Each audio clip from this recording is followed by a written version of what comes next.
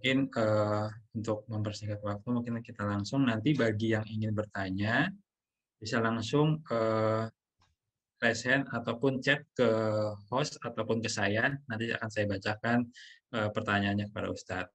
Untuk mempersiapkan waktu, tafadhol Ustadz untuk langsung memulai kajiannya, Kak.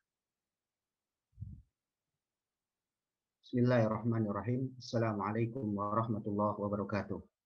Waalaikumsalam warahmatullahi wabarakatuh. Alhamdulillahirabbil alamin. Waliyis shalihin wa la udwana illa 'alal zalimin. Asyhadu an la ilaha illallah wahdahu la syarika lah wa asyhadu anna Muhammadan abduhu wa rasuluh. Arsalahu Allahu bil huda wa dinil haqq liyudhhirahu 'ala dini kullihi wa kafa billahi hasiba. Wa salawatuhu wa salamuhu alaihi wa ala alihi wa sahbihi wa sallama tasliman mazida amma ba'd. Alhamdulillah, puji syukur kita panjatkan selalu kehadirat Allah Subhanahu wa taala. Pada kesempatan yang mulia ini kita dipertemukan oleh Allah Subhanahu wa taala dan insyaallah semuanya dalam kondisi sehat walafiat dan juga dalam kondisi kita dimudahkan untuk bisa berjumpa walaupun hanya melalui via Zoom. Tapi mudah-mudahan perjumpaan kita menjadi perjumpaan yang berkah dan kita semuanya mendapatkan ilmu yang bermanfaat. Salawat serta salam semoga tercurahkan kepada junjungan kita Nabi Muhammad SAW, kepada keluarga beliau, para sahabatnya, serta umatnya yang setia mengikuti tuntunannya hingga hari kiamat nanti. Ya, rekan-rekan sekalian yang saya hormati, untuk judul kajian kita insya Allah berjudul agar Ramadan terasa nikmat. Jadi judul kajian kita agar Ramadan terasa nikmat. Saya ingin mengajukan pertanyaan kepada rekan-rekan sekalian. Senangkah kita ketika kedatangan tamu yang agung, yaitu Ramadan? Kira-kira senang apa tidak? Senang. Senang semuanya. Nah, pertanyaan saya berikutnya, senang karena apa? Apa yang membuat Anda senang dengan datangnya bulan Ramadan? Apa karena Ramadan nanti THR-nya cair? Tahun lalu nggak ada THR, tahun sekarang ada THR. Atau karena ada Ramadan, dagangan jadi tambah laku, gitu. Atau karena apa? Senang kan pasti ada sebabnya. Masa orang tiba-tiba nggak ada apa-apa, senyum-senyum sendiri. Kenapa? Lagi senang kenapa? Ya pokoknya senang. Nggak ada. Kan seperti itu. Pasti ada sebabnya. Kira-kira apa sebab yang membuat kita ini senang kedatangan tamu Ramadan? Silakan. Karena keutamaannya kali Ustaz. Karena keutamaannya yang banyak. Iya, betul. Ada lagi? Benar nih, karena keutamaan Ramadan. Karena ampunan semata-mata. Bukan karena ini lumayan nih omset nambah jualan es cendol sama es kelapa gitu. Atau karena apa? Ustadz dua-duanya. Nah ini jujur nih. Ibadah ya iya Ustadz seneng taraweh, ada bukber gitu. Kemudian ada apa lagi? Ada misalkan dagangannya tambah laku Ustadz. Seneng semuanya Ustadz. Nah ini jujur nih kayaknya nih yang bilang ini. Tapi saya belum dapat jawaban tadi, ada yang bilang senang semua Ustadz. Ada berkah dunia akhirat saya dapatin semua. Baik jemaah sekalian rahimani wa rahimakumullah. Kita kembali ke tema bahwa Ramadan itu memang dua-duanya berkah. Ada berkah dari segi ukhrawinya kita dapatkan, tapi di satu sisi Allah uji juga, ada keberkahan duniawi juga. Dunia pun melimpah di bulan Ramadan. Dan ini kita tidak pungkiri, orang yang jualan di bulan Ramadan itu omsetnya berlipat-lipat daripada di luar Ramadan. Tapi itu tadi jemaah, di balik melimpahnya dunia, disinilah ujian buat kita semuanya. Ya. Apakah kita lebih mementingkan akhirat ataukah dunia? Ustadz, kalau bisa dua-duanya kan kenapa nggak kita ambil dua-duanya? Mungkin sebagian kita akan bilang gitu. Betul, kalau bisa dua-duanya ya kita ambil, betul. Tapi masalahnya, yang sering, urusan akhirat dengan duniawi itu kita harus memilih. Mana yang harus kita prioritaskan? Disitulah kita harus memilih. Terkadang mau tidak mau harus pilih satu. Ketika seorang taraweh misalkan 11 rakaat, macam-macam masjid, ada yang tarawehnya 1 jam, ada yang tarawehnya mungkin setengah jam. Mungkin sebagian orang berpikir nanti kalau saya tarawih 1 jam itu lumayan. Orang bisa antri nih beli ketoprak saya. Orang bisa antri beli mie ayam saya 1 jam. Nah, disitulah ujian seseorang. Dia mau pilih mana? Keuntungan ukhrawi atau keuntungan duniawi. Dia senang karena pahala sholat tarawehnya. Siapa yang sholat taraweh bersama imam sampai selesai, kata Nabi, man shalla ma'al imami hatta yansarif husibalahu qiyamul lailah. Siapa yang sholat malam bersama imam sampai selesai tarawehnya, sampai witirnya selesai loh ya, bukan pas witir ngacir, bukan. Apa kata Nabi SAW? Husibalahu qiyamul lailah.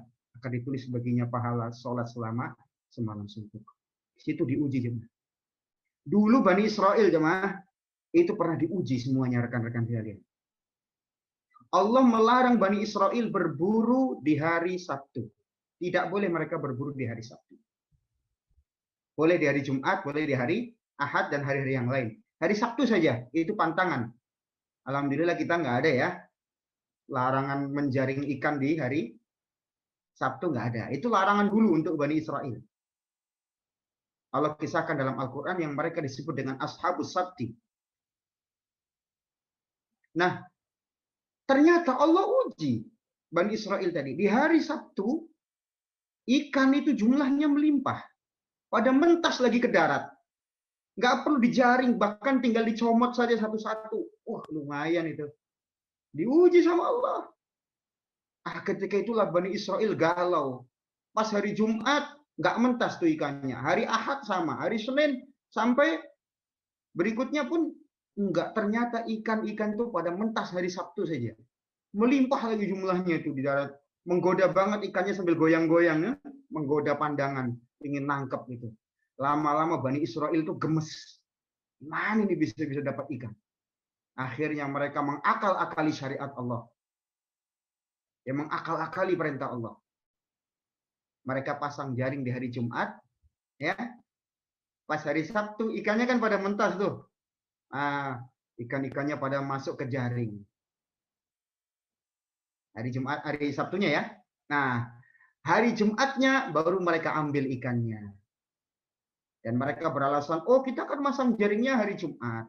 Dan kita ngambil ikannya hari Ahad, bukan hari Sabtu kan. Nah, ini ngakal-ngakali syariat. Akhirnya apa? Akhirnya yang tadi itu, yang tadi ngakal-ngakali syariat, melanggar perintah Allah, nggak tahan dia berburu di hari Sabtu karena banyak ikan mentas, akhirnya dia mendapatkan hukuman dari Allah. Jamaah sekalian, Ramadan ini ujian buat kita semuanya. Ya, kita lebih mementingkan apa? Pahala Allah tentang akhirat, pintu royan dibuka, ya, kemudian kita mengharapkan pahala Allah yang tanpa batas tentang puasa ini, sebab Allah yang langsung membalas, wasyamu li wa ana ajzibi, puasa itu untukku dan aku yang langsung membalasnya. Ya, atau kita hanya menginginkan dunia, padahal Allah Ta'ala berfirman, wal akhiratu khairul laka minal ula, bal tu'thirunal hayatad dunya wal akhiratu khairu wa abqa. Bahkan kalian lebih mementingkan kehidupan dunia, padahal akhirat lebih baik dan lebih kekal.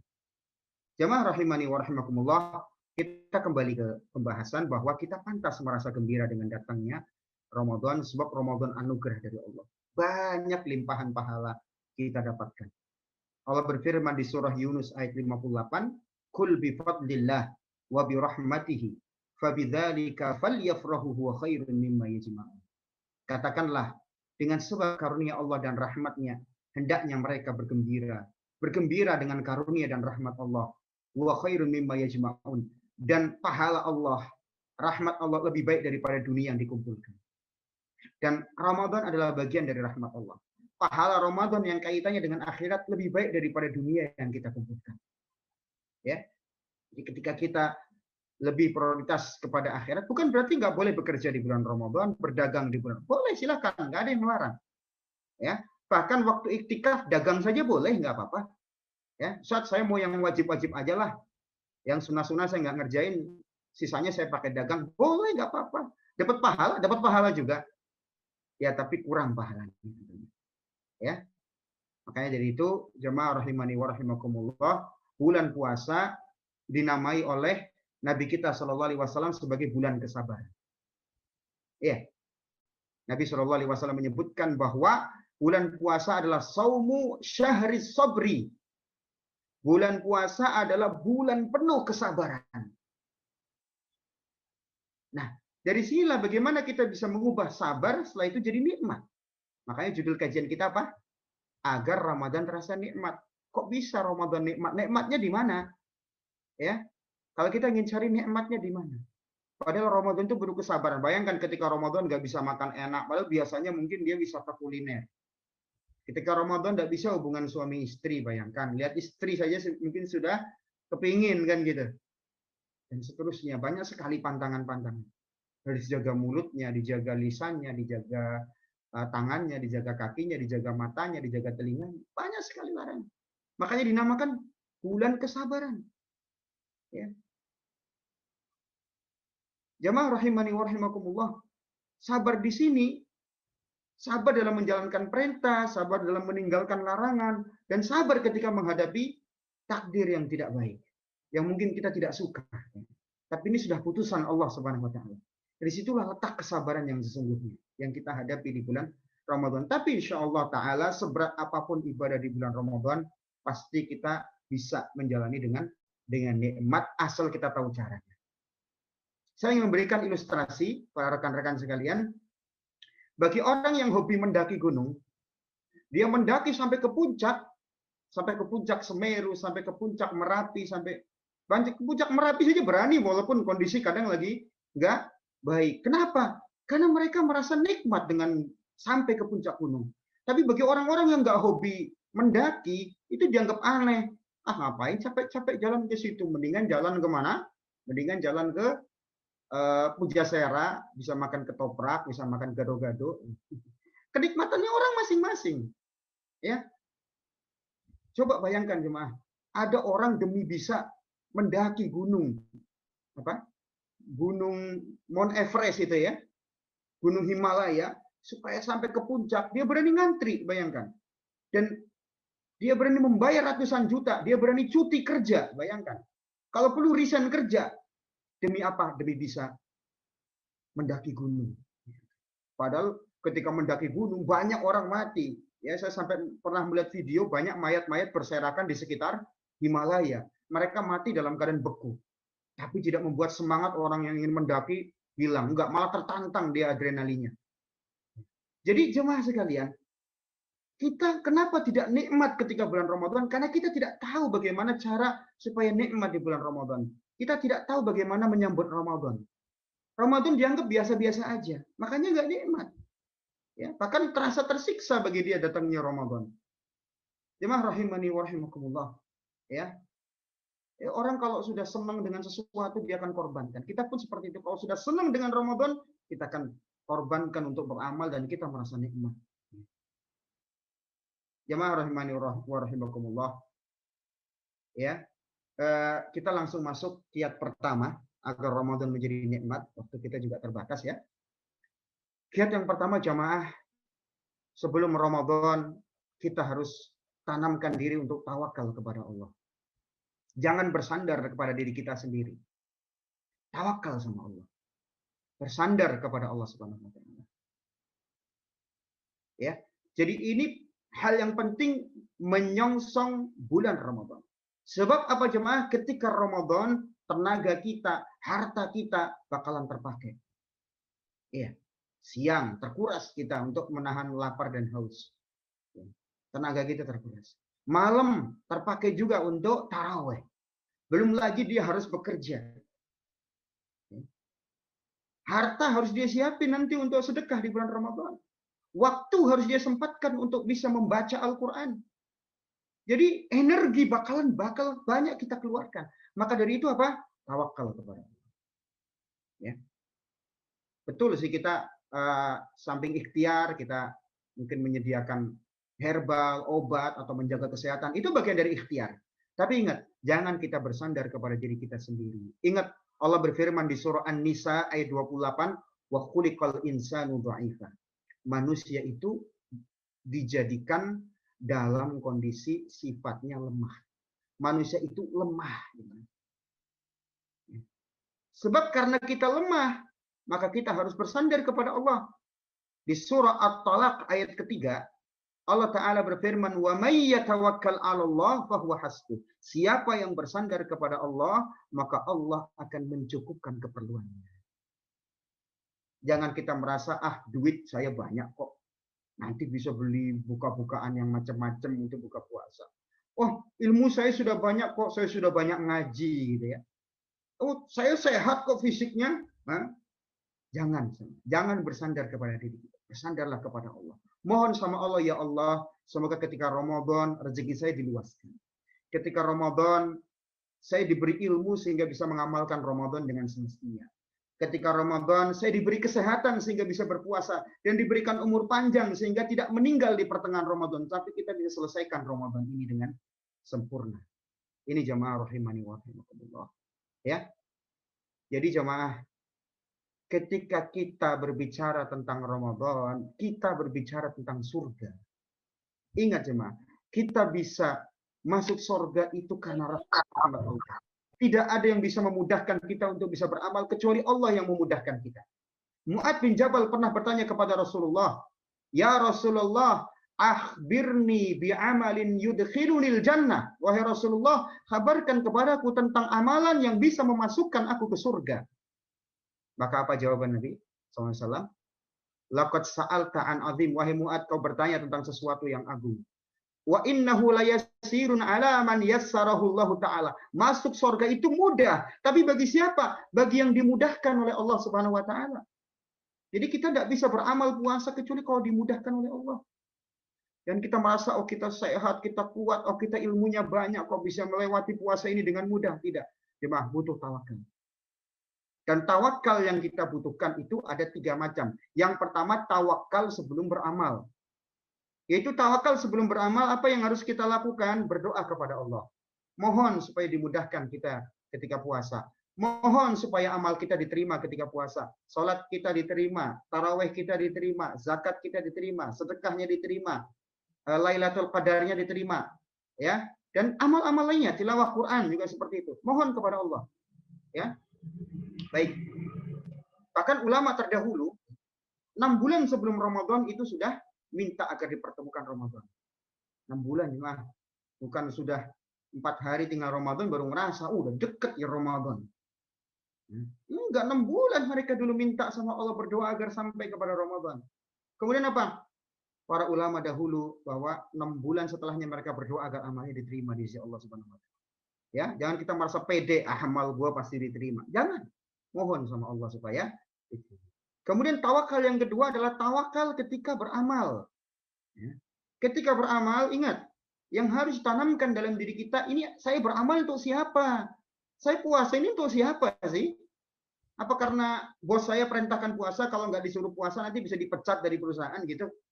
Bukan, yang perintahkan kita puasa bukan bos kita, bukan kita puasa karena suasana dan euforia kebanyakan orang puasa, tidak. Kita ini puasa karena lillah, karena Allah Ta'ala. Allah yang perintahkan kita. Ini perintah Allah yang tidak ada lagi yang lebih besar daripada Allah Subhanahu Wa Ta'ala. Bos kita semuanya itu di bawah Allah Subhanahu Wa Ta'ala.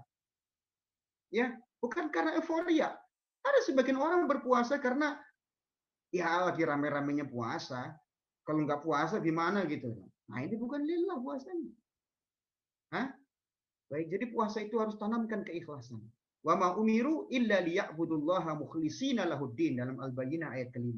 Dan tidaklah manusia diperintahkan kecuali untuk beribadah kepada Allah, mengikhlaskan ketaatan kepadanya. Ya. Baik, kemudian tawakal yang ketiga adalah tawakal usai beramal. Setelah beramal, tawakal kita apa sih? Banyak-banyak istighfar jemaah. Habis puasa selesai malamnya kita banyak istighfar, sahurnya kita banyak istighfar pas waktu sahur. Kenapa? Bisa jadi pas puasa ada kekeliruan kita ngomong, telinga kita salah pakai denger, ya, mata kita salah dipakai untuk melihat. Banyakin istighfar. Astagfirullahaladzim, ya, ya. Astagfirullah wa atubu ilaihi min jami' dzunub wal khataaya wa natubu ilaihi, dan seterusnya. Banyak istighfar. Ya. Jadi Masya Allah ya, Nabi Shallallahu Alaihi Wasallam saja sebelum meninggal diperintahkan oleh Allah untuk istighfar. Ya, untuk istighfar. Padahal Nabi itu kan sudah diampuni ya dosa yang terdahulu dan akan datang. Ya. Coba setelah sholat, kita baca apa setelah sholat? Astagfirullah, astagfirullah, astagfirullah, Allahumma antas salam wa minkas salam, dan seterusnya. Padahal sholat loh. Sebagian kita mungkin menyangka, Ustadz, astagfirullah kan kalau habis dosa. Enggak, habis ibadah pun kita banyak istighfar. Bisa jadi ibadah kita banyak kekeliruannya. Siapa yang di sini sekarang berani 100% mengatakan ibadah saya pasti diterima, Ustadz? 100%. Gue yakin. Nah, enggak ada insya Allah yang seperti itu. Kita pasti merasa ada kekurangan dalam ibadah kita. Disitulah kita tutup kekurangannya dengan apa? Istighfar. Sebab tujuan iblis yang paling utama adalah apa? Menjauhkan manusia dari istighfar. Merasa bahwa amalannya sudah soleh. Amalannya sudah sempurna. Kalau kita tidak, banyak istighfar. Istighfar ini yang bikin iblis jadi jengkel. Nah bagus, bikin jengkel iblis itu ibadah. Kalau bikin jengkel tetangga nggak boleh. Tapi bikin jengkel iblis itu ibadah. Bikin jengkel iblis, caranya apa? Banyak-banyak kita istighfar. Dan waktu istighfar yang paling utama jemaah pas waktu sahur.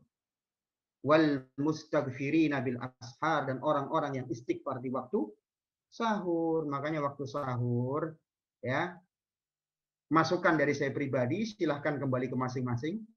Jangan banyak nonton yang nggak manfaat. Sahur dipakai buat nonton lawak, lah istighfarnya kapan? Nonton lawak kan kita ketawa-ketawa terus. Kapan coba istighfarnya? Ya. Nah, ini renungan buat kita, silahkan ya, dipraktekkan ya. Karena apa? Kita ini waktu-waktu seperti ini kadang-kadang kita banyak sekali pencuri-pencuri, banyak sekali perampok-perampok yang mencuri pahala puasa kita. Ya jangan tadi tontonan-tontonan yang nggak manfaat, ya, yang tidak menambah pahala juga enggak, malah kadang-kadang membuat dosa. Ya, jadi jamaah rahimani wa rahimakumullah, banyakin istighfar ya, karena istighfar ini menutup kekurangan dalam ibadah kita, kemudian membuat jengkel para syaitan. Baik, yang kedua, agar Ramadan kita terasa nikmat, perbanyak taubat sebelum masuk Ramadan ini. Bertaubat dari maksiat-maksiat. Kita pernah berbuat dosa apa, segera bertaubat kepada Allah. Kita pernah menyakiti orang, segera minta maaf. Jangan maaf-maafannya pakai SMS doang, pakai apa? Pakai WA doang, maaf-maafan pakai WA. Kadang-kadang orang nggak kenal saja minta maaf lah. Gimana kita kenal enggak kok? Mau maaf itu gimana jemaah? Datangi orang yang pernah kita berbuat salah. Segera kita minta maaf. Ustadz, kalau saya pernah gibah orang, gimana Ustadz? Saya bilang saya pernah gibahi sampean misalkan, ya, saya pernah gibahi kamu. Nanti malah kita hubungannya jadi nggak baik, Ustadz. Kalau kita gibahi orang dulu, ya, caranya gimana? Kita doakan orang yang dulu pernah gibahi. Ya Allah, ampuni dosa-dosanya, perluas rezekinya, panjangkan umurnya dalam ketaatan, mudahkan urusannya, ya. Doakan orang yang pernah kita gibahi sebanyak-banyaknya sampai kita mengira bahwa sudah impas dosa kita. Jadi doakan caranya. Kemudian setelah itu apa? Kita bicarakan kebaikan-kebaikannya saja. Jangan bicarakan keburukan-keburukannya. Ya, itu cara taubat kita apabila pernah kita menggibahi orang lain. Kita pernah menggunjing, membicarakan keburukannya, menyebarkan aibnya di belakang. Ini jamaah rahimani wa rahimakumullah. Ya, banyak taubat ya. Sebab apa? Sebab ketika kita masuk ke Ramadan, ya, kita ini dituntut banyak beramal, jemaah. Dan di antara sebab kita ini susah beramal, mau tarawih saja udah capek. Ya Allah, tarawih baru berapa? Baru 15 menit misalkan. Ya nggak usah 15 menit, baru 10 menit aja udah. Oh, imamnya ini panjang bener dah. Kapan selesainya tarawihnya kadang-kadang?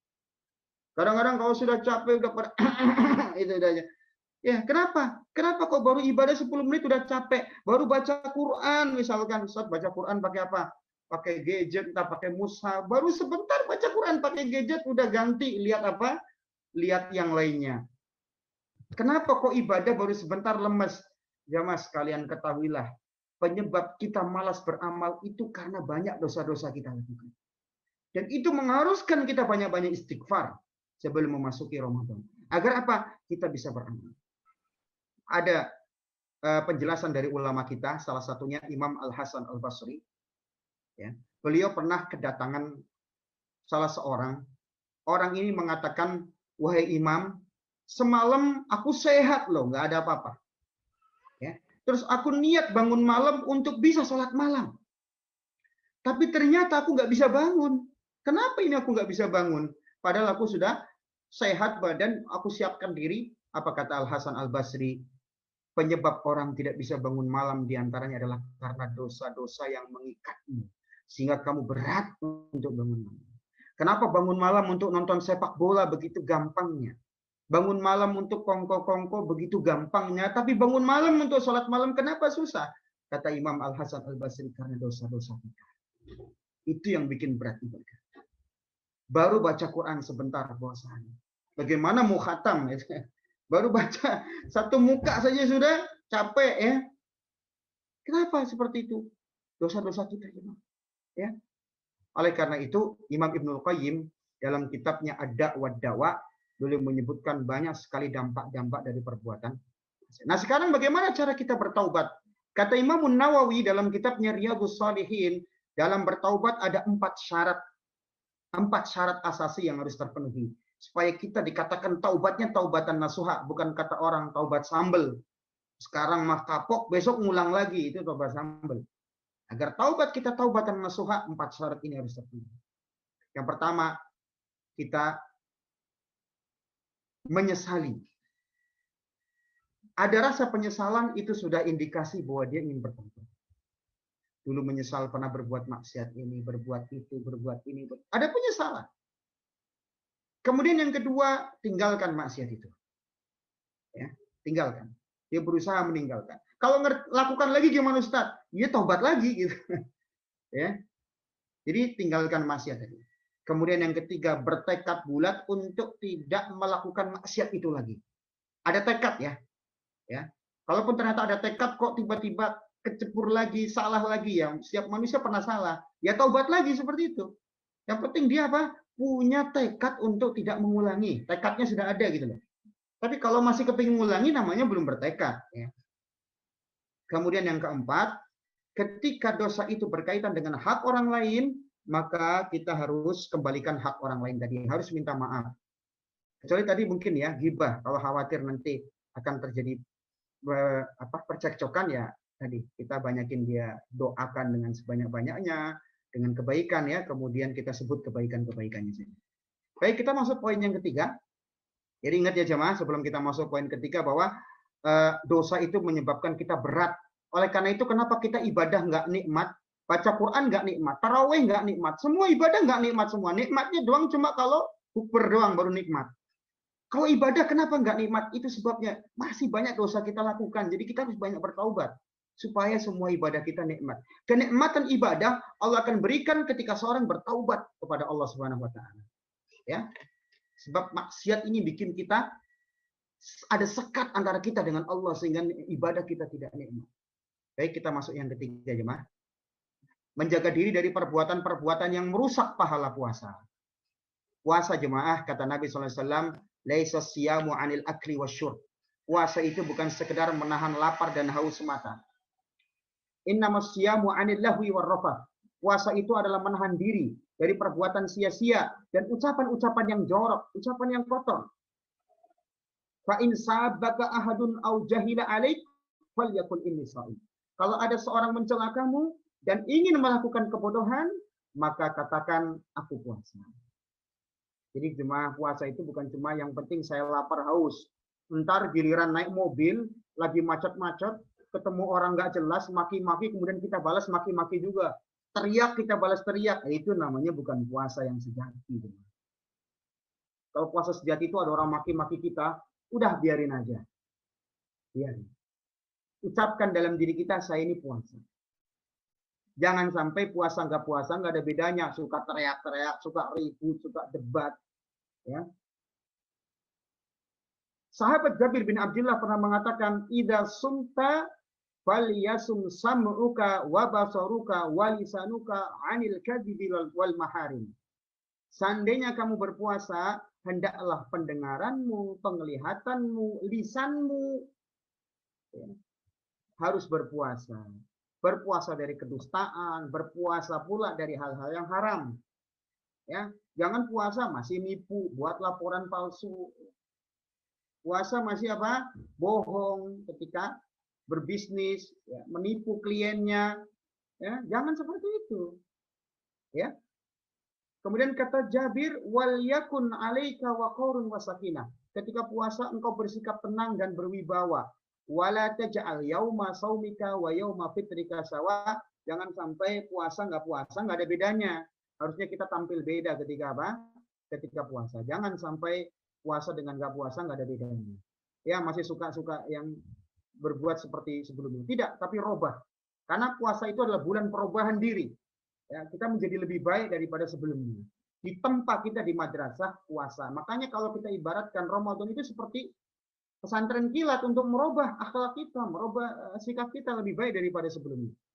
Kemudian yang terakhir jemaah, poin terakhir yang keempat, sebelum tanya jawab ya.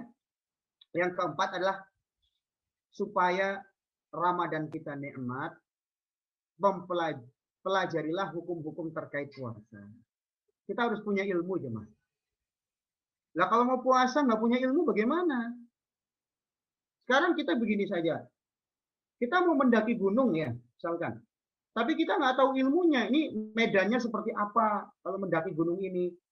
Kemudian rintangan aralnya itu apa gitu. Kita nggak belajar. Kita mau misalkan juga mau pergi ke sebuah tempat. Ya. Kita nggak pelajari dulu medannya seperti apa sebelum kita pergi ke situ. Kondisinya seperti apa, jalanannya seperti apa, masyarakatnya seperti apa.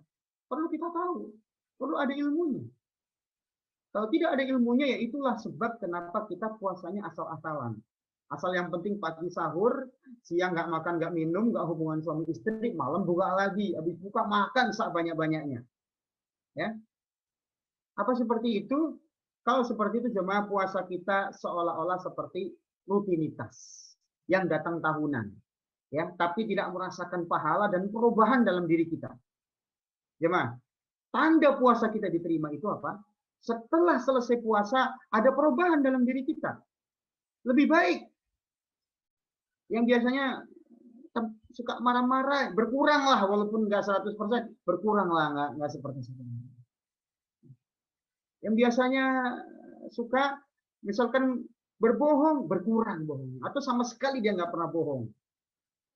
Yang biasanya apa? Gampang mengingkari janji, dia tidak mengingkari janji. Yang sebelumnya maksiat, hilang maksiat dalam dirinya. Ya, sedikit-sedikit hilang gitu. Jadi ada perubahan setelahnya. Itu tujuannya. Nah, sekarang kita sendiri menghadapi Ramadan tidak punya ilmu. Ya.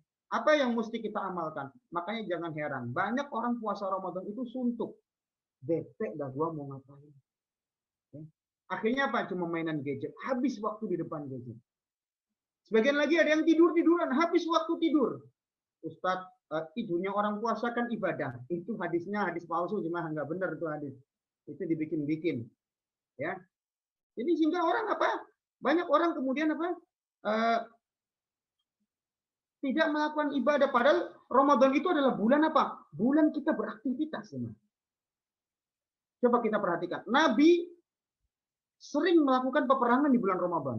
Banyak peperangan-peperangan heroik, peperangan hebat, kemenangan kaum muslimin terjadi di bulan Ramadan. Ada perang Badar, ada Fathu Mekah, ya. Kemudian apa? Penaklukan Andalus, Spanyol, itu terjadi di bulan Ramadan. Kemudian penaklukan Konstantinopel oleh Sultan Muhammad Al-Fatih, ya, itu terjadi di bulan Ramadan juga. Jadi bulan Ramadan itu kita bulan beraktivitas. Banyak padat aktivitas kita ketika Ramadan. Bukan bulan lemes. Bukan bulan lemes. Ya. Makanya kita harus tahu hukum-hukum tentang Ramadan. Supaya kita tahu yang diamalin apa sih. Nah, kita harus punya ilmu. Ya. Padahal Ramadan coba bayangkan. Dari kita bangun, sahur. Kemudian sahur kita banyak istighfar. Setelah itu sholat subuh, bayangkan. Habis subuh zikir. Ya, Nabi pernah ditanya, ayus shaimina afdol, orang puasa macam mana yang paling utama? Nabi menjawab, aksaruhum lillahi dzikra, orang yang paling banyak zikir. Tuh habis subuh zikir, zikir pagi petang. Ya zikir pagi ya sampai. Kemudian nanti ada sholat duha, ya. Ada sebagian yang kemudian berangkat ke kantor. Sambil berangkat ke kantor banyak lagi zikir. Kan gitu. Ada nanti sholat duhur berjamaah, ya. Ada nanti sela-sela bisa baca Quran sebelum masuk kantor lagi, misalkan, atau sebelum jualan lagi, misalkan. Ya, sebelum buka puasa bahkan, atau setelah sholat asar, ya, ada zikir-zikir, zikir sore misalkan. Sebelum buka puasa ada lagi bacaan zikir. Ya, nanti di tengah-tengah siang boleh ya, qailulah, tidur di tengah siang boleh. Artinya ketika itu boleh istirahat, ya, supaya kita bisa kembali fit, ya. Kemudian nanti menjelang apa? Menjelang maghrib sebelum berbuka puasa, itu doa terkabul di hadapan Allah, banyak-banyak doa, ya. Kemudian sholat maghrib, zikir lagi, sholat isya, zikir lagi, kemudian setelah itu taraweh. Berarti Ramadan itu full dengan kegiatan dan full dengan pahala. Nah, itu kalau kita tidak tahu ilmunya, amal-amal apa yang harus kita kerjakan, yang terjadi apa? Yang terjadi puasa kita rusak. Makanya jamaah sekalian, Umar bin Abdul Aziz pernah mengatakan, khalifah yang adil di masanya, ya. Beliau pernah mengatakan, man abadallaha bi ghairi ilmin kana yufsidu aktsaru mimma yuslih.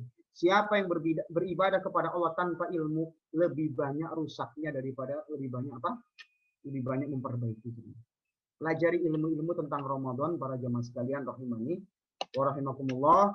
Masa sih kita kalau ada ilmu-ilmu bisnis kita ikuti, ada ilmu motivasi kita ikuti, ada ilmu kesehatan kita ikuti. Bahkan kadang-kadang ilmu-ilmu tentang pelatihan bisnis itu kan mahal biayanya. Kita aja kadang-kadang ikuti biar bisnis kita sukses.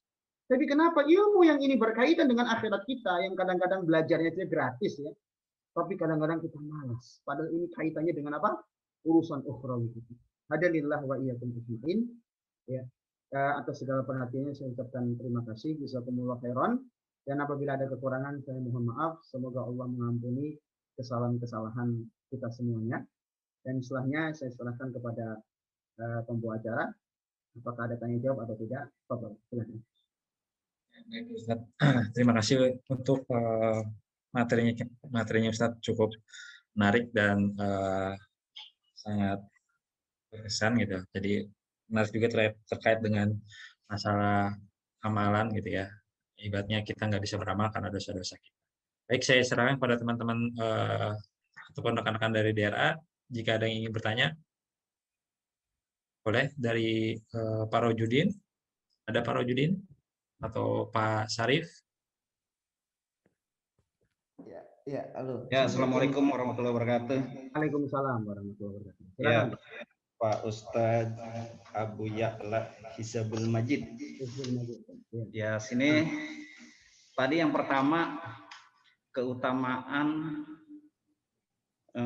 datangnya bulan Ramadan ya tadi ya.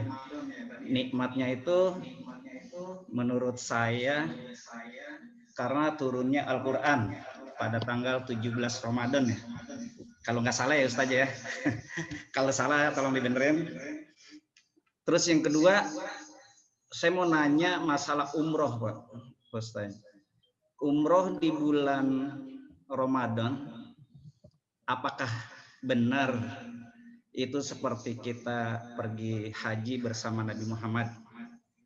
Yaitu sementara pertanyaan dari saya. Terima kasih. Wabillahi taufiq wal hidayah. Wassalamualaikum warahmatullahi wabarakatuh. Waalaikumsalam warahmatullahi wabarakatuh. Ya, terima kasih Pak pertanyaannya. Sangat bermanfaat sekali. Tentang masalah nuzulul Quran, ya. Turunnya Al-Quran itu memang Allah Subhanahu wa taala sebutkan dalam Al-Quran, inna anzalnahu fi lailatin mubarakah, dalam surah Ad-Dukhan, bahwa kami turunkan Al-Quran pada bulan yang penuh dengan berkah, ya. Kemudian di surah Al-Qadar, inna anzalnahu fi lailatul qadar, kami menurunkan Al-Quran pada malam Lailatul Qadar, ya.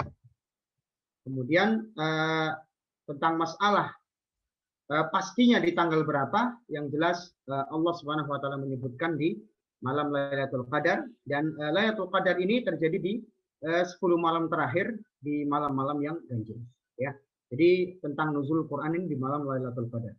Nah, kemudian di sini tadi alhamdulillah diingatkan oleh Bapak bahwa di antara amal mulia itu kita membaca Al-Qur'an. Karena Al-Quran turun di bulan Ramadan, sempatkan kita untuk menghatamkan Al-Quran. Sempatkan. Dan khataman Al-Quran jemaah perlu dilatih. Perlu dilatih. Ya, coba paling enggak kita bisa 10 hari lah khatam sekali. Kalau dahulu Pak para ulama jangan tanya. Imam Syafi'i itu kalau Ramadan khatam 60 kali. Kalau 60 kali berarti sehari berapa kali khatam? 2 kali khatam cuma. Ustaz, kalau kayak gitu kok saya belum masuk akal ya. Kok bisa sehari 2 kali khatam? Iya Pak. Sebab begini, dahulu para ulama Pak, kalau sebelum Ramadan itu mereka stop Pak kerjanya, beda sama kita. Kita masih kerja kan ya. Kalau dulu enggak Pak. Ya, Imam, saya ingat kalau nggak salah Imam As-Subki, Taqiyuddin As-Subki, ulama dari mazhab Syafi'iyah. Itu apa? Tuh sudah dari bulan Rajab, Pak. Itu sudah jarang beraktivitas di luar. Stop dulu kerjanya. Dari bulan Rajab loh, Pak, ya. Jadi keluar kalau sholat jemaah aja baru keluar. Kalau enggak di rumah aja sudah ibadah baca Quran, dibanyakin baca Qurannya. Ada sebagian seperti Imam Al-Mulai, Al-Mulai ini Amr bin Qais Al-Mulai itu sudah tutup toko dari mulai bulan Sya'ban. Kita memang nggak sama sih keimanannya, Pak ya. Kita ya levelnya kayak gini ya. Jadi jangan heran Pak, kalau Ramadan mereka bisa khatam sehari khatam ya. Ada yang khatam 3 hari sekali seperti Imam Qatadah ya. Nah, kalau kita mungkin ya nggak seperti itulah, ya paling nggak 10 hari lah kita khatam. Syukur-syukur bisa kayak gitu alhamdulillah. Ya, tapi ya jangan ngeluh juga kalau nggak bisa. Ya. Jadi kalau paling nggak kita bisa 10 hari. 10 hari kita bisa khatam sekali. Berarti selama Ramadan bisa khatam 3 kali. Ah, itu mending, bagus sudah prestasi daripada nggak sama sekali. 10 hari kita usahakan. Coba kita bagi halaman per halaman, ya. Sempatkan waktu, kalau nggak nyempatin nggak bakal bisa, supaya kita bisa mengkhatamkan Al-Quran. Maka alhamdulillah ya, tadi Bapak menyebutkan bahwa di antara nikmatnya Ramadan adalah baca Quran. Betul sekali. Ya. Kemudian berikutnya, bahwasanya apa keutamaan umroh di bulan Ramadan? Ya, keutamaan umroh di bulan Ramadan dalam hadis riwayat Imam Bukhari, hadis nomor 1782 dan hadis riwayat Muslim nomor 1256, bahwa Nabi Shallallahu Alaihi Wasallam bersabda, fa inna umratan fihi ta'dilu hajjatan ma'i. Ya, kemudian disebutkan dalam riwayat yang lainnya, al-umratu fi Ramadan ta'dilu hajjatan ma'i. Bahwa umrah di bulan Ramadan itu setara dengan berhaji bersamaku. Hadisnya riwayat Bukhari dan riwayat Muslim. Jamaah sekalian, hadis kalau diriwayatkan oleh Imam Bukhari dan Muslim itu hadis pasti sahih. Ya. Nah, terus gimana Ustaz? Saya pingin sih Ustaz umrah di bulan Ramadan misalkan. Tapi sekarang masih pandemi, ya nggak apa-apa. Yang penting kita sudah punya cita-cita, ya. Dari sekarang kita berusaha mungkin nabung atau mempersiapkan diri. Kalau sudah punya fulus, tinggal persiapkan diri. Mudah-mudahan Ramadan tahun depan masih diberi umur panjang. Ya, saya ingin sekali bisa umrah di bulan Ramadan. Ya, sebab ini sama dengan haji bersama Nabi, loh, bayangkan. Pahalanya luar biasa nih, superior. Jamaah sekalian, sempatkan dan siapkan. Ya, kalau bisa kita sudah mendapatkan izin cuti supaya bisa Ramadan di bulan supaya bisa umrah di bulan Ramadan. Setara dengan haji bersama Nabi Shallallahu Alaihi Wasallam. Ya, kalau sebagian orang mengatakan Ustadz, kalau umrah Ramadan kayaknya mahal ya Ustadz. Ya paling nggak ada niat lah. Kita sudah ada niat, walaupun belum ada biaya, ada niat dulu, ada tekad, nabung atau apa. Sudah ada tekad sih, ya. Kalau mahal ya, mahal kan relatif jemaah. Kalau kita bandingkan misalkan mobil Land Cruiser dengan mobil Avanza misalkan, ya kalau istilahnya mahal murah itu kan relatif, tergantung kita menilainya dari sisi mana. Ya. Coba. Kalau kita lihat ada pabrikan BMW, ada pabrikan Mercy, mereka pun jual mobil yang harga mahal-mahal. Mereka nggak pernah merasa iri dengan penjualan Avanza, nggak pernah iri. Kenapa? Mereka punya kelasnya sendiri. Kelasnya BMW, Mercy sendiri, kelas Avanza beda lagi. Sehingga mereka pede jual dengan harga segitu, walaupun penjualannya nggak sebanyak Avanza. Karena masing-masing ada kelasnya. Sama dengan umrah ketika Ramadan. Kalau kita memandang dari segi mahal karena uang, ya jelas kita melihat itu mahal. Tapi kalau kita melihat ada barang, ada rupa, ada harga, ada kualitas, maka umrah di bulan Ramadan kualitasnya sama dengan berhaji bersama Nabi. Ya, maka tentu kita melihat itu nggak mahal, nggak mahal, murah. ya jemaah sekalian, saya ingin bercerita sedikit lah pengalaman. Dulu ada supporter sepak bola, saya nggak tahu itu dari negara mana ya, pokoknya dari negara Latin gitu ya. Itu mereka rela jemaah sebagian itu kalau nggak dikasih resign sama keluarganya, sama perusahaannya, sampai resign loh mereka. Kan aneh ya. Cuma demi mendukung tim sepak bolanya, berani resign kerja. Bayangkan. Itu kan gila-gilaan seperti itu. Nyari kerja susah kan? Mereka berani resign. Cuman untuk remeh mendukung tim sepak bolanya. Padahal negaranya juga bukan negara unggulan di Piala Dunia. Tapi lihat supporternya betapa fanatiknya. Ya, mereka hanya untuk mendukung sepak bola saja berani sampai resign, berani sampai ngeluarin duit banyak. Ya, kita untuk umroh ya alhamdulillah juga nggak sampai resign kerja lah, alhamdulillah insya Allah dikasih cuti ya kalau kita mau benar-benar mengusulkan kan insya Allah dikasih lah.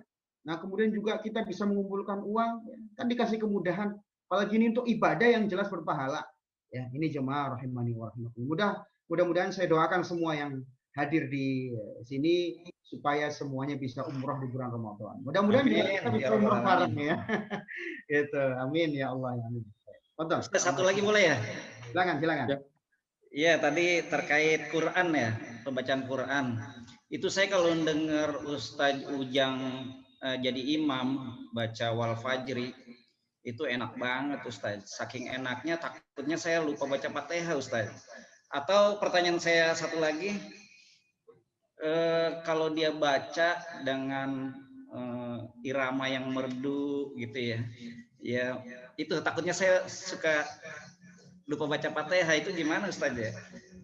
Ya, jadi kalau tentang masalah Fatihah ya, yang mengikuti pendapat bahwa Al-Fatihah wajib dibaca, walaupun imam menjaharkan bacaan, ya, maka ya harus dibaca. Ya.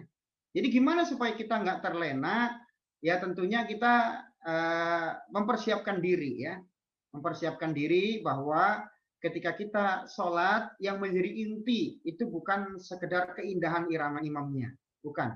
Tapi apa? Yang menjadi inti adalah bagaimana kita bisa merenunginya, ya. Bisa merenunginya, memahami bacaannya, sehingga setelah itu menimbulkan amal. Ya, Allah Subhanahu wa taala berfirman di surah Al-Anfal, innamal mu'minuna alladzina idza dzukirallahu wajilat qulubuhum wa idza tuliyat alaihim ayatuhu zadatum imana. Jadi substansi dari kita mendengarkan Al-Qur'an, ketika dibacakan Al-Qur'an bertambah keimanan kita. Bukan karena kita takjub dengan suaranya, enggak. Tapi gimana caranya supaya ketika kita mendengarkan bacaan Al-Qur'an kita bertambah keimanan kita. Ya. Ustadz, gimana dong caranya? Ini membuat kita harus banyak-banyak membaca Al-Qur'an, ya. Kemudian mencoba untuk menghafal sehingga ketika imam membacakan Al-Qur'an yang membuat kita menjadi khusyuk bukan semata-mata suara imamnya, tapi apa? Tapi kandungan Al-Qur'annya. Ya.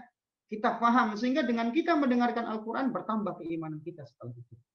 Ya, jadi ini jemaah sekalian. Jadi kita persiapkan diri sebelum sholat bahwa apa? Bahwa kita sholat itu adalah untuk mendapatkan pahala. Yang kedua memahami bacaan Al-Qur'an. Kemudian setelah itu kita renungi ya supaya menambah keimanan. Itu substansinya di situ.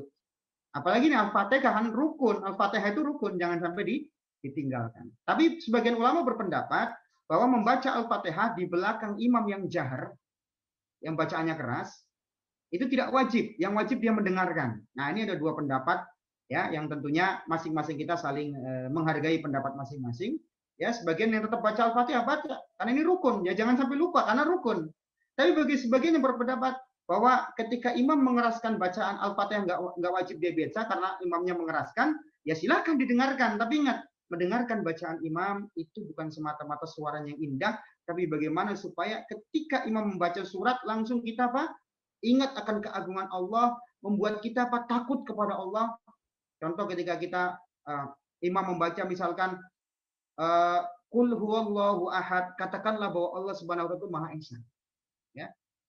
Atau ketika kita mendengarkan firman Allah ketika mendengarkan imam membaca Alhamdulillahirabbil alamin, segala puji itu milik Allah. Itu kita merasa Kita bukan orang yang berhak untuk dipuji. Jadi jangan cari pujian orang. Jangan pingin kita ini senangnya dipuji. Kenapa? Segala puji itu milik Allah. Berarti kalau kita dicela gimana Ustaz? Kita dicela, kita di apa? Itu nggak mengurangi derajat kita. Sebab pujian itu milik Allah. Orang yang ikhlas itu adalah ketika dia dipuji maupun nggak dipuji, nggak pernah dia merasa kecewa. Nggak pernah dia merasa bingung, galau. Ya. Kenapa? Sebab yang dia cari pujian Allah. Sebab segala puji juga milik Allah Subhanahu wa taala. Ngapain saya juga nggak punya pujian, sebab saya ada juga Allah yang ciptakan. Nah, itu maksudnya kita ada tadabbur ayat. Itu yang harusnya menjadi inti kita. Ketika mendengarkan firman Allah misalkan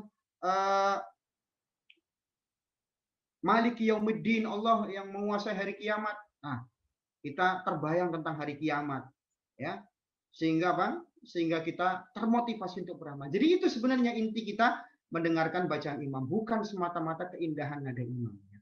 Wallahu a'lam bishawab. Baik, tapi ya perlulah imam yang suaranya bagus juga perlu untuk menyemangati kita ya. Jadi ya bukan berarti kita asal-asal nyari imam, yang enggak juga seperti itu. Jadi perlu imam yang suaranya bagus, kemudian juga yang bacaannya merdu, itu juga membantu kita untuk mentadaburi, merenungi isi-isi kandungan Al-Qur'an. Wallahu a'lam bishawab. Baik. Baik Pak Ustadz, makasih untuk satu pertanyaan terakhir. Baik Pak Aidil, silakan Pak Aidil. Fadhal.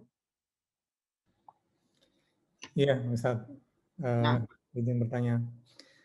Tapi sebelum bertanya, menyambung sedikit tadi yang Pak Sarip ya, salah satu yang memudahkan umroh Ramadan kata Ustadz selain niat, insya Allah mendaftar umroh di Syawal Travel ya, insya Allah akan memudahkan keberangkatan. Amin.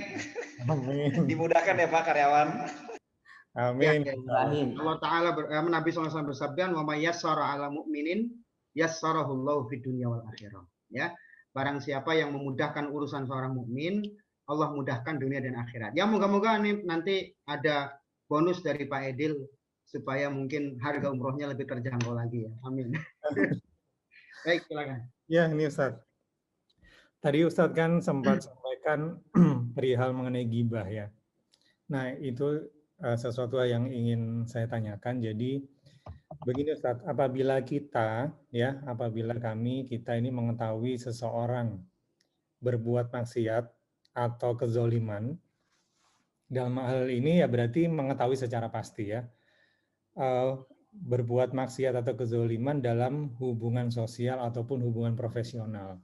Gitu Ustadz. Nah, apakah kami ini boleh memberitahukan kepada orang lain dengan tujuan agar orang lain itu tidak mengalami kerugian atau tidak mengalami hal yang sama, didolimi dengan yang bersangkutan. Nah, apakah ini juga termasuk dalam ghibah, Ustaz? Baik, mungkin inti pertanyaannya seperti ini ya. Beliau menanyakan tentang masalah mengingatkan orang lain akan bahaya seseorang yang potensinya bisa menimbulkan bahaya. Ketika kita menyebutkan personnya, apakah itu termasuk ghibah atau tidak? Nah, intinya seperti itu pertanyaannya yang saya tangkap. Ya. Jadi, ya, ketika ada misalkan orang lain khawatir terkena bahaya dirinya, boleh nggak kita sebutkan? Misalkan hati-hati tuh sama si A. Kenapa? Dia kalau bisnis tuh suka nipu. Dia kalau kerjasama berserikat misalkan ya suka bawa kabur modal orang. Nah, yang seperti itu kalau kita mengingatkan orang termasuk ghibah atau tidak? Nah, ini yang menjadi tema kita. Jadi jemaah sekalian, ghibah yang terlarang adalah kaitannya dengan maksiat yang itu sembunyi-sembunyi. Ya, yang terjadi secara sembunyi-sembunyi. Yang itu sifatnya tidak banyak orang tahu, maka dilarang kita menyebarkan aibnya dia.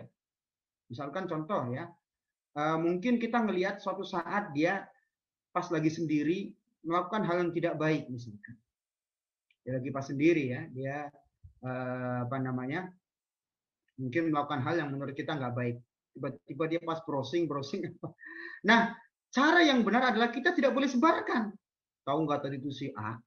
Tuh, pas lagi mojok-mojok, tahu nggak? Aku cek ternyata dia buka situs-situs nggak bener misalkan.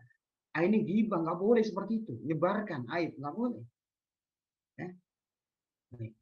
Ini yang hal yang sifatnya apa? Kesalahan-kesalahan yang sifatnya tersembunyi. Atau hal yang sifatnya pribadi dan tidak menimbulkan mudarat yang besar misalkan. Ya misalkan mungkin dia ada punya akhlak, misalkan mungkin ada yang kekurangan dia, misalkan dia agak cerewet dikit gitu. Kita katain tuh si fulan tuh cerewet. Nah, itu sudah ghibah namanya. Ustaz, fakta Ustaz. Nah, fakta itulah namanya ghibah. Kalau nggak fakta gimana? Fitnah namanya. Lebih gede lagi daripada ghibah. Fitnah ya. Nah, sekarang kecuali kalau dia punya aib, yang aib itu akan membahayakan orang lain dan berpotensi menyebabkan orang rugi, baru kita boleh sebarkan. Contoh, Nabi memberikan contoh, ya, orang yang suka utang, tapi dia bawa kabur utang. Kalau ditagih banyak alasannya. Kalau ditagih galakan yang ditagih daripada yang nagih. Nah, yang seperti ini boleh kita sebarkan aibnya kepada orang lain, supaya orang lain hati-hati. Ya. Si A misalkan kerjaannya utang ke orang, nggak dibayar. Padahal kemarin utang bilangnya nggak punya duit, tahu-tahu beli motor. Padahal utangnya 1 juta, motornya 20 juta. Ya, bilangnya nggak punya duit. Tuh beli motor. Iya, tapi nantilah ini. Jadi setiap ditagih dia berkilah. Nanti utang sama orang lain kayak begitu lagi. Jadi kerjaannya utang-utang tapi nggak pernah dibayar. Nah, kata Nabi Shallallahu Alaihi Wasallam, ada hadis menyebutkan kurang lebih bunyi redaksinya, layul wajid yahillu maluhu yuhillu irduhu. Kurang lebih seperti itu. Orang yang suka mengulur-ulur bayar hutang padahal dia mampu, maka halal kehormatannya untuk digibahi. Boleh kita sampaikan ke teman kita, pokoknya nanti kalau si A mau utang sama kamu, jangan. Kenapa? Dia udah banyak pengalamannya, banyak orang utang ke dia nggak dibayar dia. Udah gitu utangnya untuk foya-foya misalkan. Jangan. Nah, ini ghibah yang dibolehkan. Kenapa? Karena ada kepentingan untuk menyelamatkan orang lain dari bahaya orang tersebut. Ini satu contoh ya, utang. Contoh yang lain, kasus kriminal.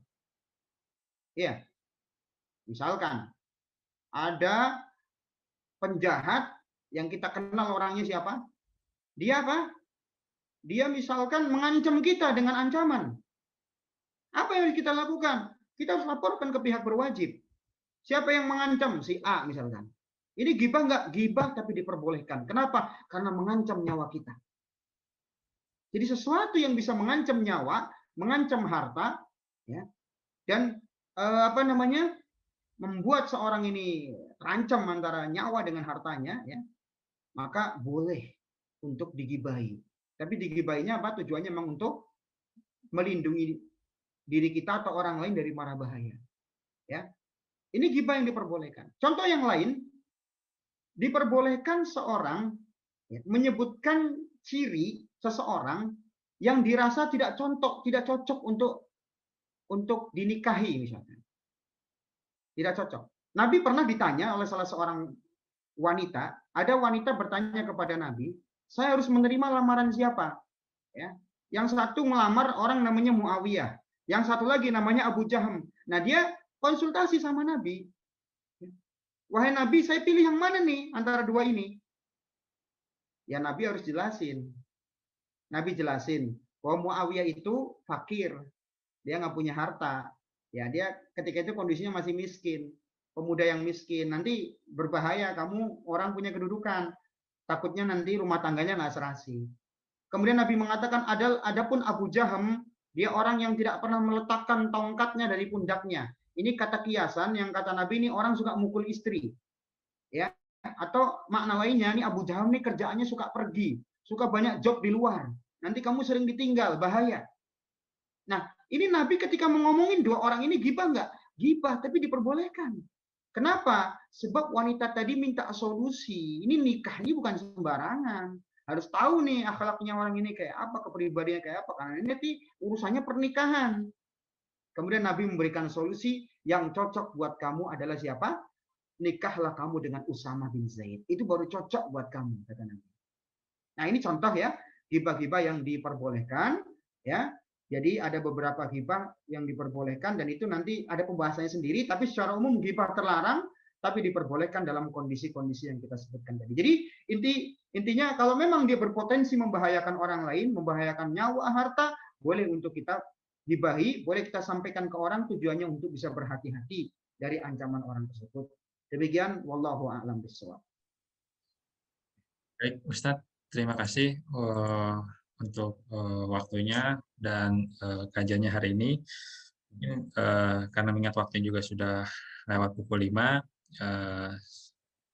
mungkin kita tutup saja. Kurang lebih, terima kasih Ustadz, jazakallah khair atas ilmunya yang disampaikan. Semoga apa yang ilmu yang Ustadz sampaikan kita bisa menerapkannya dan bisa menjalankannya, dan mungkin bisa kita persiapkan lebih dalam lagi dalam menyambut bulan Ramadan. Masih ada waktu 4 hari agar Ramadan ini tidak lewat begitu saja. Mudah-mudahan ini juga bukan Ramadan terakhir kita. Oke, kita tutup pertemuannya dengan doa kafaratul majlis. Subhanakallahumma wa bihamdika asyhadu an la ilaha illa anta astaghfiruka wa atubu ilaik. Assalamualaikum warahmatullahi wabarakatuh.